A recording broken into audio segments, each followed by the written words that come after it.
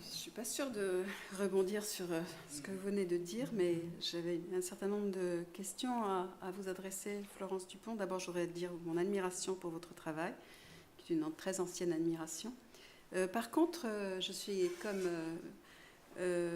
Bono Clément sensible à votre séduction, mais peut-être pas séduite en tout cas, pas complètement. Et c'est ces choses-là que je voudrais un peu soulever. En fait, les questions que je vais vous poser, je crois qu'elles sont toutes de même nature. Donc, je vais les déployer de façon différente, mais c'est au fond la même question. Je dirais de façon générale, voilà, on a effectivement dit, mais c'est pareil au Moyen-Âge, puis vous avez lancé le XVIIe siècle. Bon, alors voilà, c'est le siècle dont je suis spécialiste. Peut-être que ça n'avait pas l'air d'être le cas tout à l'heure, puisque je n'ai parlé que de Baudelaire, du mauvais métrier, mais je suis spécialiste du XVIIe siècle. J'ai lu attentivement, relu beaucoup vos travaux, et notamment Aristote ou le vampire de la scène occidentale, où vous parlez du XVIIe siècle. Je connais, je crois, assez bien aussi, enfin assez bien, comme non spécialiste absolument, le travail de Nicole Laureau.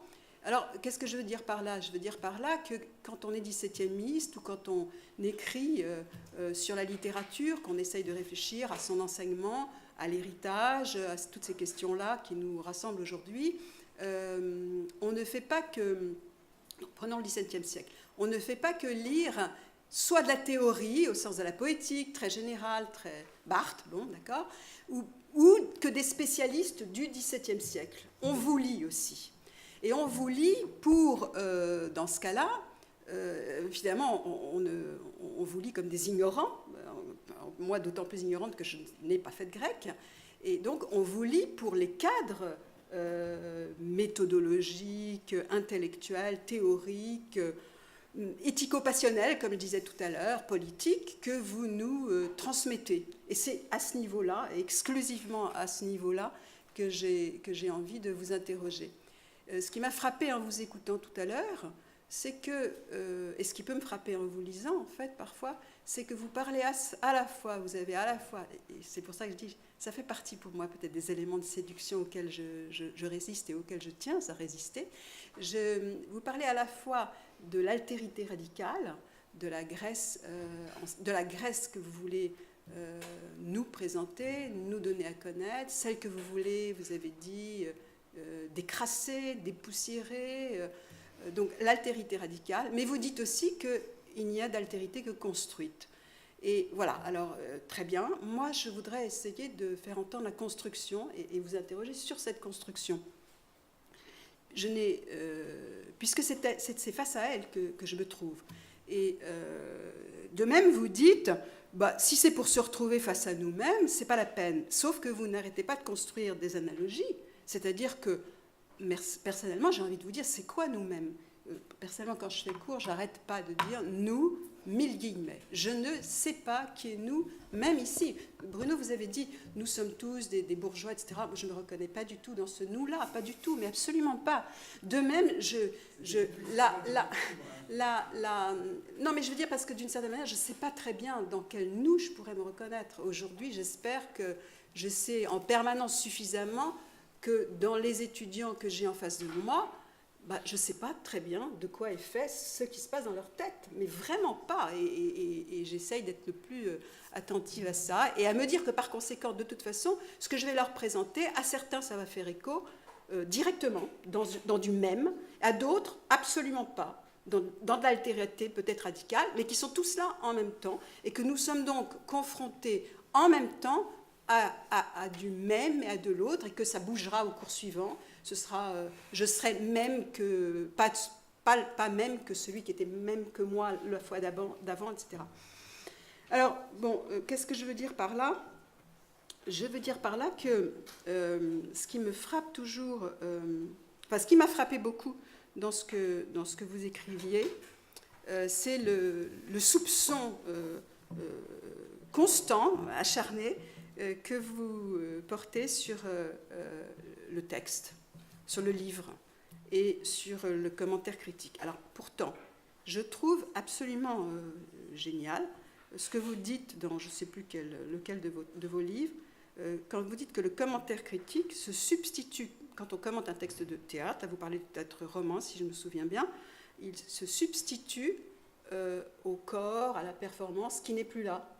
On a quelque chose qui manque, qui fait défaut au texte, et on substitue à cette présence, à la performance, un commentaire critique. Je suis, d'une certaine manière, je suis d'autant plus d'accord que que mon affaire de partage transitionnel, c'est pour dire il y a quelque chose qui se passe là qui n'est pas du commentaire au sens où on exhiberait du sens, on exhumerait, on dirait voilà le sens. Mais j'ai envie de vous dire, est-ce que vous ne faites pas la même chose de toute façon à partir du moment où vous mobilisez des outils anthropologiques, des outils d'histoire, où vous parlez de vérité, où vous parlez de choses fausses qui sont à écarter? Je veux dire par là, est-ce qu'il ne faut pas nous rendre très conscients des opérations que nous faisons de relance et de réadresse, de redestination des objets culturels, appelons ça comme ça, n'appelons pas ça texte, d'accord, des objets culturels et du type à ce moment-là de collectif que nous cherchons à faire surgir ou que nous faisons surgir. Bon, moi j'ai l'impression que l'idéal de la participation dionysiaque, pour dire la chose très simplement et très vulgairement, j'ai envie de dire, il ne date pas d'hier et que enfin, c'est pas celui que j'ai envie de soutenir. D'abord, il ne date pas d'hier de ce point de vue-là. Vous voyez, j'essaye de déplacer, c'est que il y a quand même beaucoup de, j'ai envie de dire, il y a beaucoup de topoi critiques qui sont présents dans nos relations à l'exercice critique depuis très longtemps. Depuis très très longtemps. Moi, la littérature française, comme ça, avec un grand L, un grand F, je suis incapable de dire ce que c'est aujourd'hui. Ça a existé comme monument. Quand Barthes écrivait en quelle année, 76, 77, Réflexion sur un manuel, plus tôt, oui, c'est plus tôt. Mais aujourd'hui, franchement, je ne vois pas. Je ne vois pas où c'est. Je vois pas où c'est. Et alors, bon, après, j'ai envie de dire, voilà, du coup, vous donnez un modèle pour les 17e-istes, à mon avis, mais je ne me sens pas plus autorisé que quelqu'un d'autre. Simplement, le XVIIe siècle dont je construis la connaissance, et pour le coup, avec un petit peu d'autorité, on va dire, n'est pas celui que vous proposez quand vous parlez de Molière ou de Corneille, mais pas du tout. Mais ça, c'est pas gênant. Oui, je voudrais rien n'est gênant, j'espère. Non, mais je voudrais vous répondre parce que, vous voyez, alors, vous me dites tout de suite, vous me parlez de participation dionysiaque. Mais pour moi, la participation dionysiaque, ça n'a aucun sens. Je veux dire, c'est typiquement ce genre de synthèse toute faite. Je n'ai jamais parlé de participation dionysiaque. Il n'y a absolument jamais de participation dionysiaque au théâtre. Je veux dire, alors là, faut pas non plus. Alors, vous voyez, c'est là justement où je ne suis pas d'accord. Et je voudrais, non, parce que autant, bon, il y a toute une partie de ce que vous avez dit, je suis entièrement d'accord. Mais évidemment, quand on est d'accord, on n'insiste pas dessus. Sur la construction, la relance, ça, toute la fin de votre intervention, je suis entièrement d'accord. Effectivement, de ce point de vue-là, d'ailleurs, c'est pour ça qu'on est ensemble, hein, on a un travail comparable. Je suis tout à fait d'accord. Mais par exemple, j'ai écouté évidemment d'une oreille peut-être un peu particulière votre exposé, que j'ai beaucoup aimé, m'a beaucoup intéressé. Mais tout d'un coup, au début, à propos du texte de Jean-Luc Nancy, dont je pense qu'il est alors là, qui est le type même de texte appartenant au grand récit de la culture occidentale. Au début, il y avait la tribu, machin. Et oui, mais il est contre, mais... c'est clair, il est absolument contre, il se bat contre. Oui, non, parce qu'il le fabrique. Bon. Et à ce moment-là, vous dites, ouais. Dionysos Orphée. Je veux dire, les pauvres Dionysos Orphée, qu'est-ce qu'ils vous ont fait? Je veux dire, Dionysos Orphée, ce sont, je crois qu'il serait quand même élémentaire de ne pas reproduire, vous voyez. Et c'est ça qui est, vous dites c'est absent, c'est pas vrai. Oui.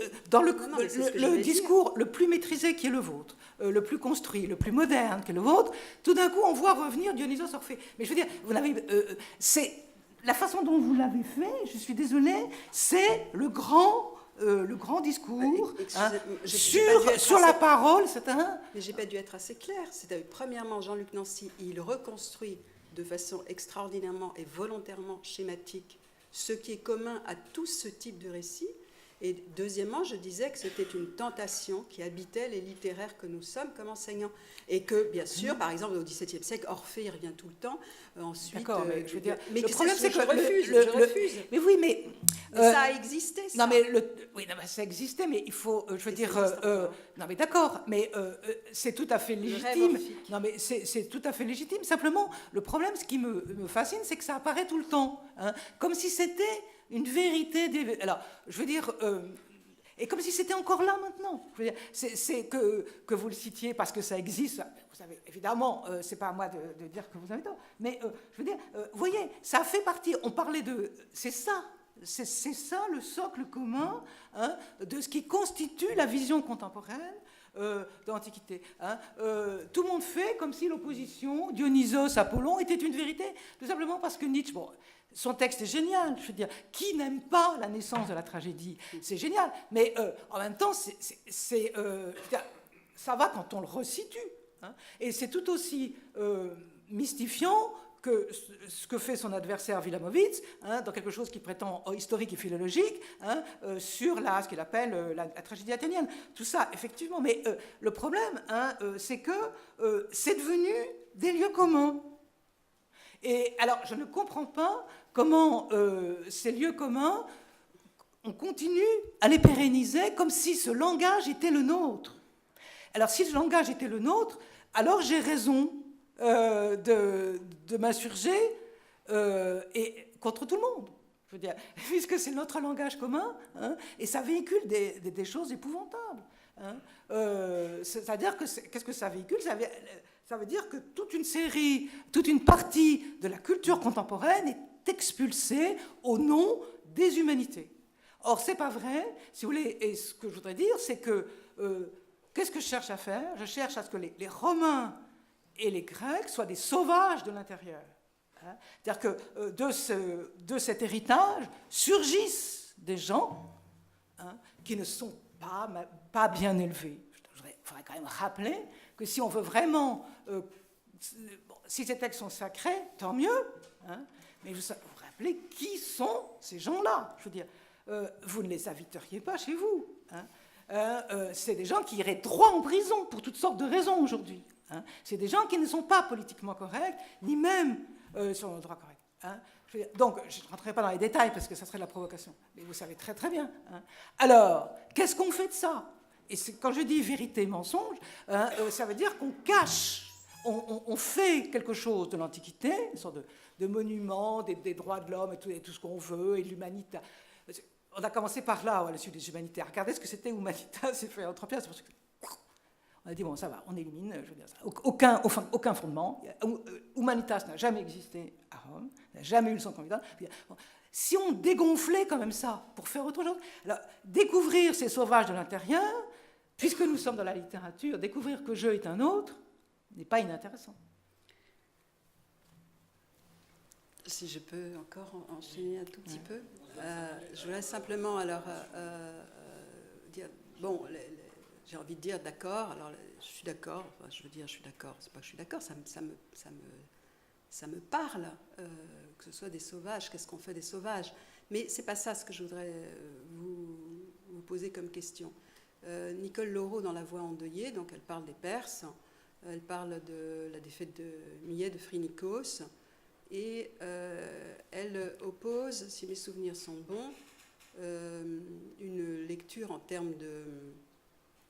Une lecture de la catharsis qui dirait, la catharsis, ça fabrique un citoyen, et une lecture qui dit, bah non, c'est comme précisément on pleure tellement, ça dégage, ça fabrique pas, ça dégage chez les spectateurs la possibilité de se sentir pris dans une sorte de communauté particulière qui est celle de la race des mortels, dit-elle, qui reprend le terme d'Eschyle. Voilà. Donc, il y a bien du nous au sens où il y aurait, à ce moment-là, si on se met à insister sur ça, dans un texte, excusez-moi, je dis texte encore, c'est un objet culturel comme les Perses, voilà, c'est Nicole Laureau, ça me paraît être une grande penseuse. on va insister sur quelque chose de commun entre eux et nous, qui serait commun entre le sauvage et le civilisé, on pourrait dire ça comme ça, entre le barbare et le grec, c'est ce qu'elle dit, je crois, autant que je me souvienne, c'est qu'il y a quelque chose qui déborde toute espèce d'identité au sens national, au sens même historique, etc., qui est, on est tous confrontés, on va dire des choses assez bêtes.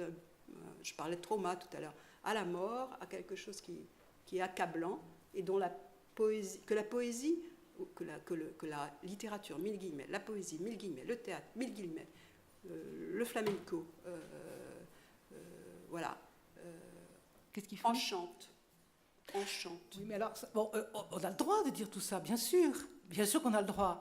Mais alors, bon, vis-à-vis de Nicole, qui était ma petite camarade à l'école normale, hein, et qui est malheureusement morte trop tôt, on a donc, à mon avis, son livre, qui en plus a été un peu refait par Patrice, hein, bon, c'était un début. Hein, et elle a continué, mais il faut voir la date, hein, je veux dire, ça fait au moins 20 ans, c'est paru ce machin-là, et si ce n'est plus. Donc, en fait, bon, je considère que c'est une étape, et comme disait Bruno tout à l'heure, hein, il y a l'étape suivante. Hein, et tous ces commentaires, parce que, bon, c'est extrêmement simple.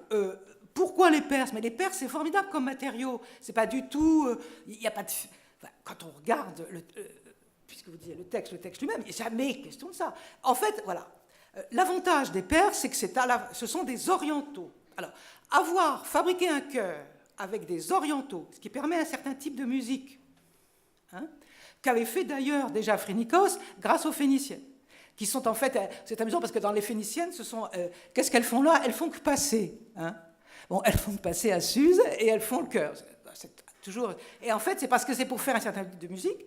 Hein, je veux dire, il faut si vous voulez, commenter ça comme on commenterait un opéra. Hein. Il faut un ténor. Alors, qu'est-ce qu'on va prendre comme ténor ? Voilà, etc. Le ténor va forcément chanter ci, ça et ça. La codification, elle est d'abord musicale. Donc, formidable. On a des vieillards perses. Et en plus, on a... c'est un sujet formidable. L'effondrement de Salamine, hein, de tout l'Empire perse, s'il n'y a pas matière à faire de la belle musique qui pleure, alors voilà, c'est pour ça qu'il a repris avec Phrynikos. Hein, et donc, puisqu'il avait même cherché plus loin, puisque avec la prise de Milet dont parle Nicole, hein, il avait même fait une défaite grecque. Là, on a dit la minute, parce qu'on n'est plus dans la fiction. Hein. Mais voilà, donc en fait, il ne s'agit pas de réfléchir sur « nous sommes tous humains ». Je veux dire, il y a un emploi du mot barbare, un seul, hein, dans les Perses.